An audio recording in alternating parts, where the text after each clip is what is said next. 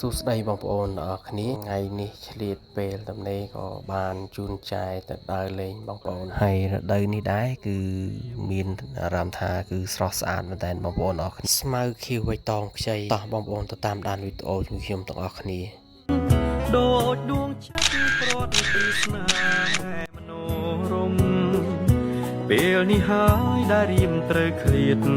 ពីមុំសូរិយាបាំងភ្នំស្នេហ៍ខ្ញុំឥតងីអោពេលទីវាវសានគ្មានដានជាប់លោកីចិនអ្វីដាច់ម្លែគ្មានប្រណីផ្ដាច់និស័យស្នេហ៍កម្មអ្វីឡើយជួបហើយប្រែជា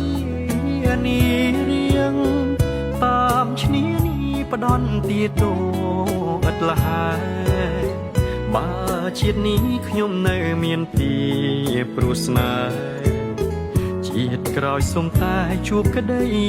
មេត្តា